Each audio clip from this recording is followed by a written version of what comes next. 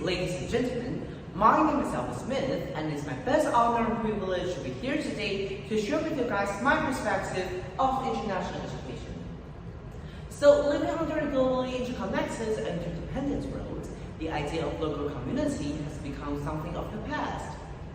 In order to become a global citizen, today I would like to share what international education means to me and what are the purposes of international education.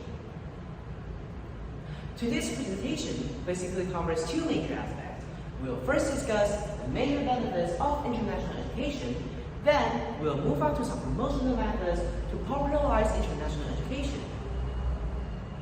First of all, major benefits. So, speaking of international education, people normally think that this kind of education orients students' horizon on looking at things from different aspects. However, what students can learn are actually way more profound. As a high school student, I always proactively join a lot of international activities, and these too are often derived from international education. That is, to develop a national identity and to cultivate your global competence.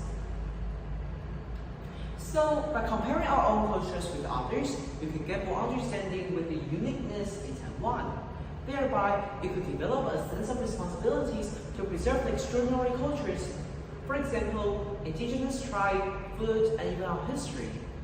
Most importantly, you could develop your national consciousness, thereby developing your national identity. After developing your national consciousness, global competence is also important as well. For example, paying attention to global issues as we may all be affected. Furthermore, cultural tolerance and cultural inclusiveness could also be fostered through international education. In order to achieve the aforementioned benefits, I'm going to talk about some promotional methods that both schools and students can do. School plays an important role in assisting students to connect to the entire world and raise awareness of globalization. And these two are what I think that every school can do. That is, to innovate your curricular design and to provide students with exchange opportunities. Teachers can add materials into their curricular in order to make it more innovative. Two quintessential examples can be Sustainable Development Goals and international news, so that students could be more acquainted with international events. For example, famine, starvation, climate refugees, the bankruptcy of Sri Lanka, or the invasion of Russian Federation. One way that can put international education into practice is to provide students with exchange opportunity. For example, the school I study provides students to go on a study tour to England, Australia, and even Africa. Schools should also forge more sister-school relationships in order to create an intercultural understanding within a school community. After talking about what schools can do, I'm going to talk about my past experiences involving international education, and that includes activity experience and idea sharing. One highlight during my high school is definitely module nominations.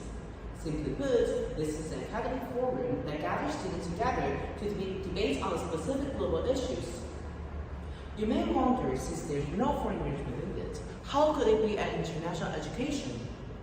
Well, by mimicking other countries' diplomats, you can understand each country's stances, their history, and even their national interests. These four are often derived from modern nations, and most importantly, is the global vision, as I look into every single international event, from their history to their background and their country's census, etc. Furthermore, communication skills, self-reflection, critical thinking ability are also what I gained from modern nations.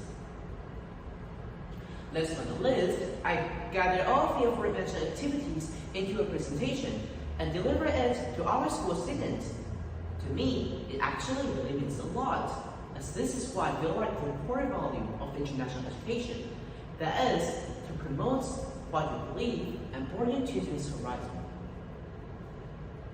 In conclusion, both schools and students should devote themselves into promoting international education, but we, the students per se, should internationalize the way we learn, so that international education could be popularized. Thank you.